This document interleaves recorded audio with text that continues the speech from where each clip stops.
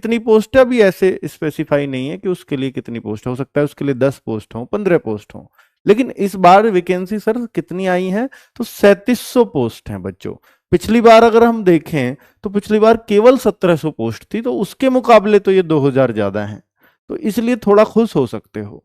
और ये 3700 4000 से ज्यादा कभी नहीं होती अगर कोई स्पेशल केस या कुछ इस तरह से इलेक्शन वगैरह की बात ना हो तो 3700 पोस्ट आप एक आइडियल सिचुएशन कह सकते हो कि ठीक है। और बच्चों देखिए, जब आप सपने इतने अच्छे रखते हो और ओपन कंपटीशन लड़ते हो और ये चाहते हो कि मेरे को भी एक नौकरी मिले, अच्छी नौकरियों की संख्या कभी भी कम रहेगी। ऐसे नहीं होगा कि पुलिस की नौकरियों की तरह 60-70 हजार वैकेंसी एक साथ आ जाएंगी, नहीं। ठीक है, तो चलिए, तो आपको अपने इरादे मजबूत करने ही होंगे अगर आप CHSL एग्जाम निकालना चाहते हो तो।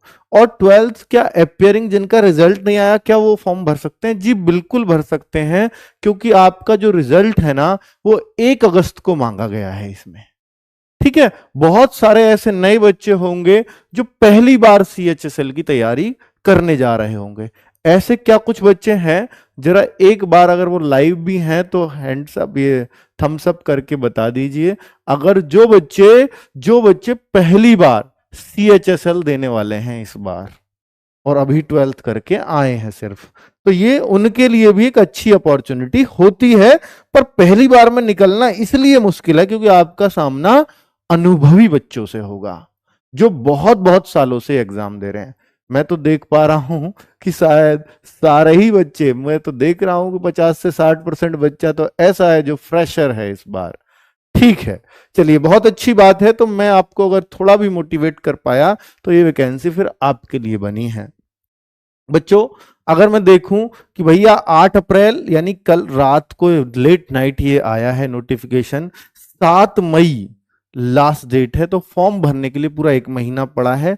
लेकिन लास्ट में साइट हैंग हो जाती है इसकी बच्चों। तो अभी आप 10-15 दिन के अंदर, पहले 10-15 दिन के अंदर, मैं तो ये कहता हूं कि आप 20 अप्रैल तक अपना फॉर्म कंप्लीट कर लें, तो कंफर्टेबली करना चाहते हैं तो। हालांकि बाद में अगर कुछ गलती हो गई है फॉर्म में तो वो करेक्शन विंडो खुलेगी बाद में। ठीक है, करेक्शन विंडो है 10 और 11 मई को। अगर आप देखें फॉर्म भरवाया बहुत सावधानी से, लेकिन बाद में प्रिंट लाए और कहते हो अरे यार ये तो गलत सबमिट हो गया, तो फिर घबराने की जरूरत नहीं है। 10 और 11 मई को आप फॉर्म को करेक्शन कर पाओगे, उससे पहले नहीं। और जून जुलाई दिया हुआ है एग्जाम डेट, लेकिन नहीं, कल क्लियर कर दिया। एक और नोटिस आया था, मैंने एक शॉर्ट्स भी बनाया, आपने देखा होगा। उसमें लिखा हुआ है कि 1 जुलाई से 12 जुलाई के बीच CHSL के एग्जाम होंगे। यानी कोई 1, 2, 3, 4 बीच में जो सैटरडे संडे आते हैं उसमें छुट्टी हो जाती है, तो 1 से 12 जुलाई तक। अब ये क्या 10-12 दिन एग्जाम चलता है एक बच्चे का? नहीं, किसी का 1 को पड़ेगा, किसी को 2 को पड़ेगा, किसी का 3 को, क्योंकि फॉर्म ज्यादा होते हैं, एक दिन में कराना संभव नहीं है, इसलिए बच्चों को पार्ट वाइज बांट दिया जाता है। अब अगर मैं देखूं कि भैया ये करेक्शन विंडो, ये मैं आपको बता ही चुका हूं, लेकिन करेक्शन करने के फॉर्म में पैसे लगेंगे। अभी आपकी फीस 100 रुपए जारी होगी, महिलाओं की वो भी नहीं जारी होगी, SC ST के लिए वो भी फ्री है। ठीक है, लेकिन अगर आप जनरल EWS और OBC में हैं तो आपको 100 रुपए फीस के लगेंगे। लेकिन अगर आपका करेक्शन है फिर हर कैटेगरी के बच्चे को 200 रुपए पहले करेक्शन पे, और अगर आपने 1 से ज्यादा बार करेक्शन किया तो आपको 500 रुपए भी दोबारा में देने पड़ेंगे करेक्शन करने के। तो आगे अगर मैं बोलूं तो भाई फॉर्म में गलती मत करना वरना आपके पैसे बर्बाद होंगे। पे स्केल यानी इस नौकरी में सैलरी कितनी बनती है, तो बच्चों मुझसे बेहतर कोई सैलरी शायद ही आपको बता पाएगा, क्योंकि मैंने इन बच्चों के साथ बहुत दिन नौकरी की है, करीब 10 साल। क्योंकि मैं CGL पोस्ट पर सिलेक्टेड था, वहां बहुत सारे उस मिनिस्ट्री में CHSL वाले बच्चे भी लगातार आते रहे हैं। तो इस बिहाफ पे मैं इनकी सैलरी और वो पूरा एक एक चीज जानता हूं कि कितनी बन सकती है हर ग्रेड के लिए। तो लोअर डिवीजन क्लर्क यानी LDC और एक जूनियर सेक्रेटरीट असिस्टेंट, ये पहले LDC ही बोलते थे, ये हमारे सामने ही जब हम मिनिस्ट्री में ही थे तब इनका नाम बदला, क्योंकि ये मानते थे हमें लोअर बोलते हैं लोग, लोअर, तो ये बड़ा लो सा फील करते थे, तो इनको फिर इस तरह से नाम दे दिया गया, जूनियर सेक्रेटरीट असिस्टेंट। अब LDC कहता हुआ कोई नहीं दिखेगा आपको, JS से कहते हुए दिखेंगे ऑफिस में। ठीक है, पहले LDC UDC हुआ करते थे, अब JS से और SS से कर दिया है, सीनियर सेक्रेटरीट असिस्टेंट। तो JS से और सीनियर सेक्रेटरीट असिस्टेंट है जो यूडीसी होता था वो एसएस से हो गया है। तो भाई जेएस से लेवल 2 पर होता है जिसको हम क्लर्क कहते हैं, और भाई टिपिकल क्लर्क यही माना जाता है। अब अगर इसकी सैलरी आज की डेट में देखोगे और दिल्ली में नौकरी कर रहा है तो 35,000 रुपए आराम से इसको लगते ही पहली सैलरी बन जाएगी। अब ये आगे है data entry operator level 4। Data entry operator को लेवल 4 में रखा गया है और एक डेटा एंट्री ऑपरेटर लेवल 5 वाला भी है। तो भाई ये जो 5 वाला है ये तो एएसआई लेवल हो जाता है, ये आपका हवलदार लेवल है, हेड कांस्टेबल, इसको हेड क्लर्क भी कहते हैं। तो ये जो है इसकी सैलरी सर कितनी बन जाती है, तो ये जो सैलरी है इसकी 42 से 45 के आसपास बन जाएगी बहुत ही आराम से। और ये आदमी तो 55 के अराउंड पहुंच जाएगा अगर लेवल 5 की मैं बात करता हूं। लेवल 4 ये भी वहीं आ जाएगा। ठीक है, बिल्कुल एक एक बात जो बताई है यहां पर सारा जो है आपका सैलरी का हिसाब लगा के एचआरए वगैरह सब कुछ मैंने आपको बता दिया है, ये मोटिवेट करने के लिए जरूरी है। अब अगर मैं देखूं कि भाई सीएचएसएल की पोस्ट पे क्या क्या पोस्ट होती हैं, तो एलडीसी जो मैंने अभी बताया जेएस से बोलते हैं इसको, जेएस से भी वही है। आगे sorting assistant, data entry operator level 5 भी है, और data entry operator grade A. तो ये सारी पोस्टिंग मैंने आपको दिखा दी है कि क्या क्या इसके अंदर पोस्ट होंगी। अब आप यहां देखिए 3712 वैकेंसीज, 3712 वैकेंसी जो क्लियरली ये बता रही हैं कि पिछली बार से काफी ज्यादा है, और जो आपको मोटिवेट करने के लिए काफी होना चाहिए, क्योंकि पिछली बार 1700 ने बच्चों को काफी डिमोटिवेट किया था, केवल 1700 वैकेंसी सीएचएसएल में आई थी। अब अगर मैं आपको दिखाऊं कि एज लिमिट, तो एज लिमिट बच्चों 18 से 27 साल है, और 1/8 को ये एज मांगी गई है। यानी आज के आप 18 साल के नहीं भी हैं, 2 महीने बाद होंगे 18 साल के, या 4 महीने हो गए, तो 3-4 महीने बाद भी अगर आप 18 को यानी 1/8 को हो रहे हो तो भी आप इस फॉर्म को भर देंगे। ठीक है, लेकिन ऐसे ही ओवरेज में उल्टा है कि अगर आप मतलब आज ओवरेज नहीं है लेकिन हो सकता है इस तारीख तक ओवरेज हो जाए, तो आप ये फॉर्म नहीं भर पाएंगे। तो आपको सारा हिसाब 1/8/2024 को लगाना है। और अगर SC/ST हो, वैसे तो एज 18 से 27 होती है, लेकिन ओबीसी के लिए 3 साल की छूट है और SC/ST के लिए 5 साल की छूट है। ठीक है, अगर आप हैंडीकैप्ड हैं, पीडब्ल्यूडी कैंडिडेट हैं, तो यूआर के लिए 10 साल की छूट है, ओबीसी के लिए 13 साल की छूट है। इसमें 13 और जोड़ दो, 27 + 13 यानी 40 साल तक ओबीसी देख सकता है फिर। ठीक है, और अगर आप SC/ST से हैं तो 15 साल जोड़ दीजिए इसमें 27 में। ठीक है, तो अगर हैंडीकैप को की बात है तो वो इतने साल तक देख सकता है। एक्स सर्विसमैन के लिए कि जब वो रिटायर होकर आया उसके 3 साल के अंदर अंदर उसे करना पड़ेगा। आगे बात कर लेते हैं कि भाई यहां पर data entry operator grade A in the ministry of consumer affairs, food and public distribution and ministry of culture, ये 2 मिनिस्ट्री हैं जिसमें हो सकता है 10-10 पोस्ट आए या 20-20 पोस्ट आए। यानी 3700 में से ये कुछ 20-50 पोस्ट ऐसी हैं जो इन मिनिस्ट्री के लिए होंगी, जो बाद में खुलेंगी, अभी नहीं बताया कितनी है।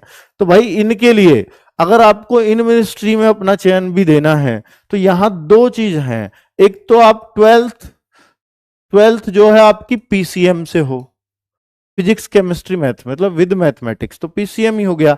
और एक दूसरा, इनकी टाइपिंग स्पीड बहुत भयंकर मांगी जाती है। तो 2 चीज होना अपने आप में बड़ी बात है, इसलिए बच्चों ये कट ऑफ थोड़ी सी डाउन भी जाएगी, ये मैं आज बता रहा हूं आपको। अगर आपकी टाइपिंग स्पीड अच्छी है और अगर आप 12th पीसीएम से हैं तो थोड़ा सा आपको सिलेक्ट होने के लिए बाकी बच्चों से कम मेहनत करनी पड़ेगी, पर ये टाइपिंग स्पीड कितनी होगी, कैसे होगी, मैं आगे बता रहा हूं। बस इस पोस्ट को छोड़ दो 8.1 वाले कॉलम को, बाकी 8.2 यानी एलडीसी जीएस से जिसको बोलते हैं डीईओ या डीईओ ग्रेड ए, तो भाई डाटा एंट्री ऑपरेटर बोलते हैं इसको। इस मिनिस्ट्री को छोड़कर बाकी इस सब में 12th मांगा गया, सिर्फ पास, और कोई कंडीशन नहीं है, केवल 12th पास। यहां भी पीसीएम से हो, लेकिन कोई परसेंटेज की कंडीशन नहीं है कि 12th में इतने परसेंटेज चाहिए, ऐसी कोई कंडीशन नहीं है। The candidates who have appeared in their 12th standard और equivalent examination can also apply. कह रहे हैं कि जो अभी बैठे हैं एग्जाम में वो भी अप्लाई कर सकते हैं, लेकिन उनका जो रिजल्ट है वो 1/8/2024 से पहले आ गया हो, ये तय करना होगा।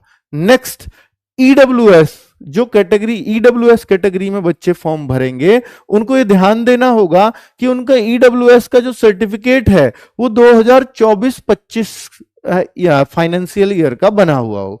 इनकम सर्टिफिकेट 2023 के आधार पर अगले साल का आपका ईडब्ल्यूएस सर्टिफिकेट बनता है। इनकम देखी जाती है पिछले साल की 23-24 की।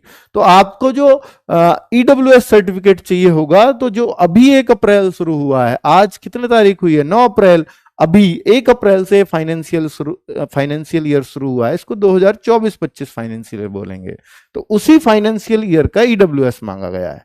अब आप कहो कि सर ओबीसी सर्टिफिकेट या एससी एसटी सर्टिफिकेट की कोई कंडीशन है? नहीं।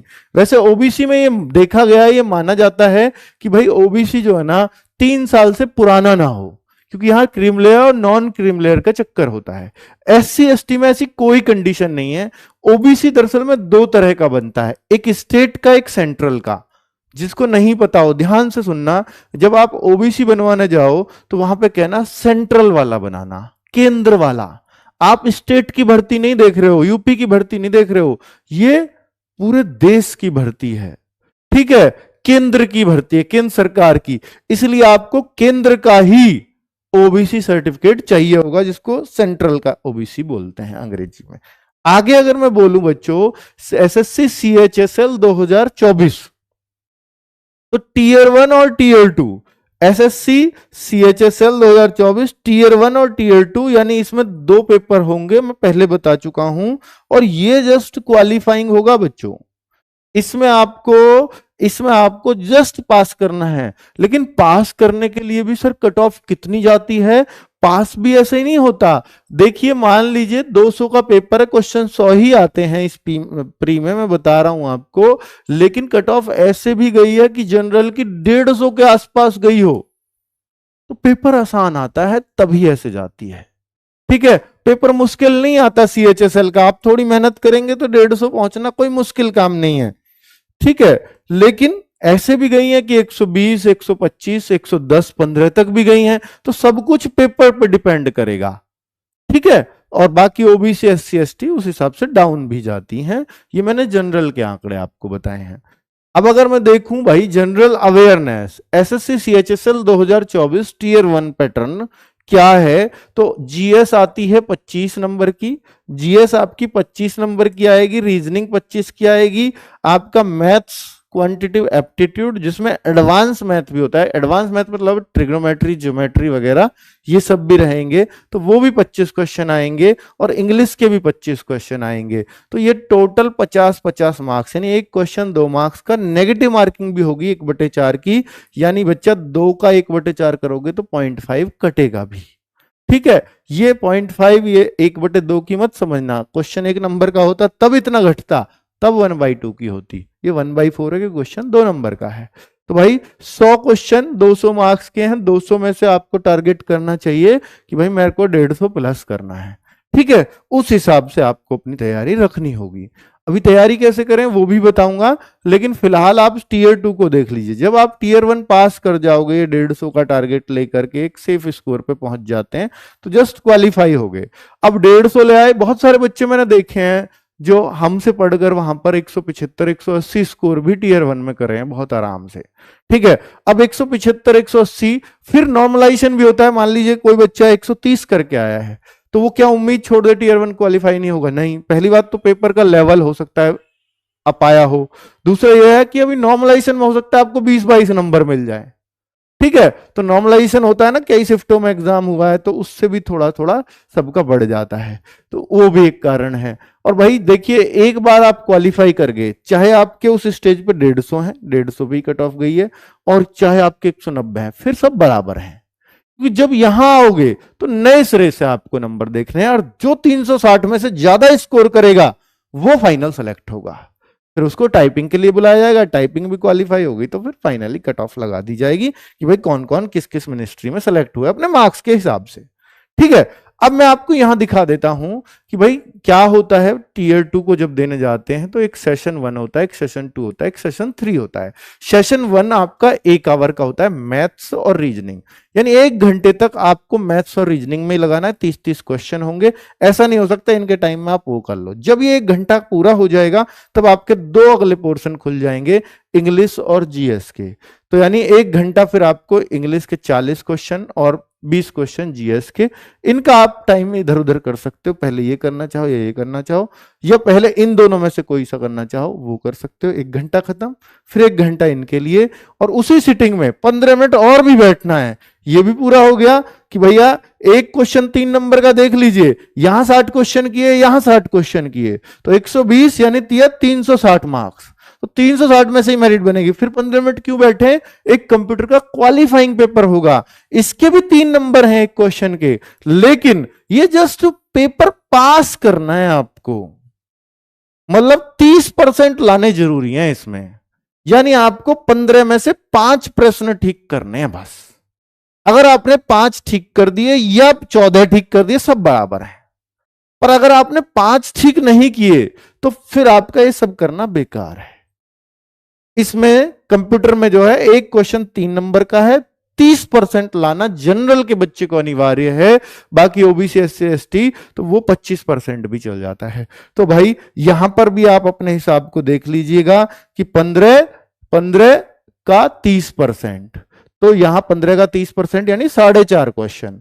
15 में से अगर 4.5 क्वेश्चन होंगे तो 5 क्वेश्चन ही मान लीजिए लगभग। ठीक है, तो इस तरह से अब ये हो गया पूरा 2.25 घंटे का पेपर। 1 घंटा ये, 1 घंटा ये और 15 मिनट ये, 1 सिटिंग, 1 गो में गए हो। अब यहां पर कुछ रेस्ट मिलेगा, फिर आपका typing test, data entry operator test, उस तरह के टेस्ट होंगे। यानी टाइपिंग एक ही दिन में सारा काम हो जाता है बच्चों। ठीक है, समझ में आ गया पूरा प्रोसेस।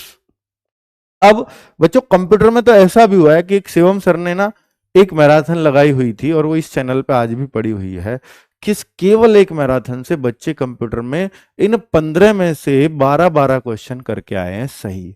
और जो नहीं पढ़ पाते हैं या जो कंप्यूटर में बिल्कुल इंटरेस्ट नहीं रखे थे तो वो बच्चे फेल भी हुए हैं। कोई सोचे कि 15 में से मैं तुक्के भी मारूंगा तो पास हो जाऊंगा, पर नहीं, कंप्यूटर ने फेल भी कराया है बच्चों का। ठीक है, क्योंकि उन्होंने ध्यान ही नहीं दिया कि वो तो क्वालिफाइंग है, वो तो थोड़ा सा तो पढ़ना पड़ता है यार, एक ही मैराथन तो लेनी होती है बस। तो बच्चों अगर मैं देखूं कि भाई 15,000, देखिए यहां पर मैं वो अब टाइपिंग टेस्ट पे आता हूं कि टाइपिंग टेस्ट 3 तरह के होते हैं। जो मैंने बताया एक मिनिस्ट्री जो अलग से दिखाई थी 8.1 पैरा में, वो उसी का जिक्र हो रहा है, पैरा 8.1, वो जो मिनिस्ट्री ऑफ कंज्यूमर थी। तो इसमें जो टाइपिंग स्पीड आएगी बच्चों वो 15,000 की डिप्रेशन पर आवर। अब की डिप्रेशन क्या होता है कि 5 की डिप्रेशन का एवरेज एक वर्ड माना जाता है। तो 15,000 भाग 5 कर दीजिए आप। जैसे ही ये करेंगे तो आपके 3,000 वर्ड्स मान लीजिए। वर्ड समझते हो ना, जैसे बेसिस लिखा है एक वर्ड है, स्किल लिखा है एक वर्ड है। की डिप्रेशन क्या है, टी एक की डिप्रेशन, ई एक की डिप्रेशन, और ये स्पेस भी है ना तो ये भी की दबाने से आएगा कीबोर्ड की। तो इसलिए बच्चों इसको की डिप्रेशन बोलते हैं। तो 5 इसमें स्पेस भी काउंट होता है। तो 3,000 वर्ड्स आपको 1 घंटे में। अब 1 घंटे में 3,000 है तो पर मिनट कितने हो गए, WPM कितना हो गया, तो 60 का भाग दे दो क्योंकि 1 मिनट में आ जाएगा। तो 50 WPM की स्पीड है, ये बहुत खतरनाक स्पीड है भाई, है ना।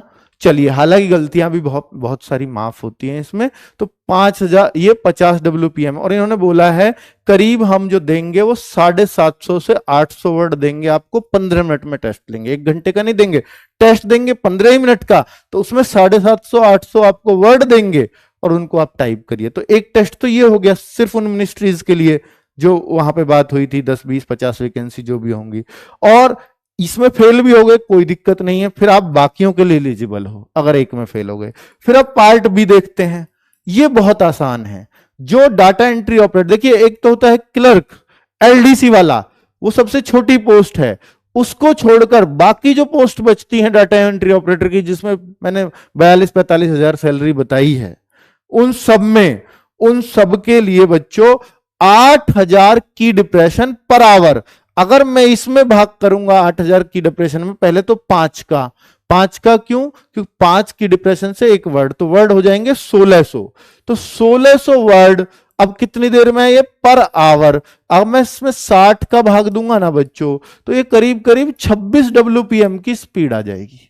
तो ये जो वर्ड, ये 15 मिनट के लिए आपको 2000 से 2200 की डिप्रेशन दिए जाएंगे। वो 26 करीब 26.66 WPM की स्पीड बनती है।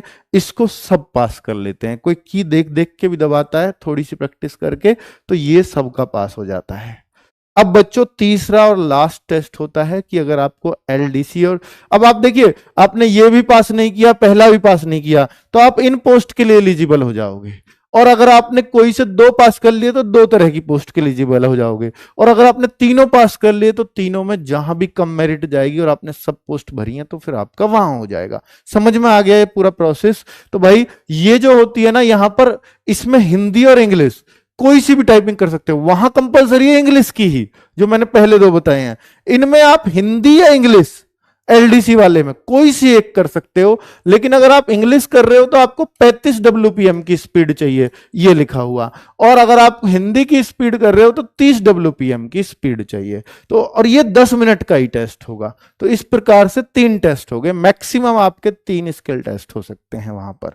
ठीक है बच्चों, अब अगर हम पोस्ट प्रीफ्रेंस की बात करते हैं कि ये पोस्ट प्रीफ्रेंस, ये भैया फाइनल मेरिट जब लग रही होगी तो उससे पहले आपके पास ऑप्शन आएंगे, पोस्ट भी आ चुके होंगे किस मिनिस्ट्री में कितनी पोस्ट है, तब आपको ये मिनिस्ट्री चूज करने का ऑप्शन होगा कि आप किधर पोस्टल असिस्टेंट बनना चाहते हैं, क्या बनना चाहते हैं। तो ये तब भराया जाएगा आपको फाइनल मेरिट से जस्ट पहले।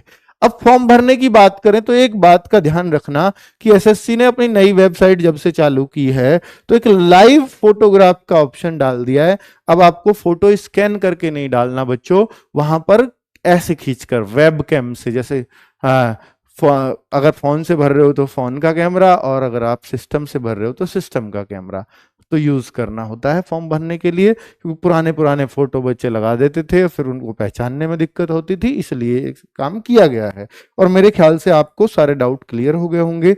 अब अगर आप RWA से और भरोसा रखते हो कि भाई देखिए ये तैयारी करना चाहते हो, तो CGL, CHSL और CPO, इन सब में मैथ, रीजनिंग, GS और इंग्लिश, ये सब सेम स्टैंडर्ड की लगभग आती हैं। वो बात अलग है किसी में हल्का किसी में आसान। देखिए अगर आसान भी चीजें आएंगी तो पढ़ाना हर लेवल पड़ता है। तब भी CHSL में मैंने मान लिया कुछ चीजें आसान आएंगी, लेकिन पढ़ाना आपको हर लेवल ही पड़ेगा, पढ़ना आपको हर लेवल ही पड़ता है।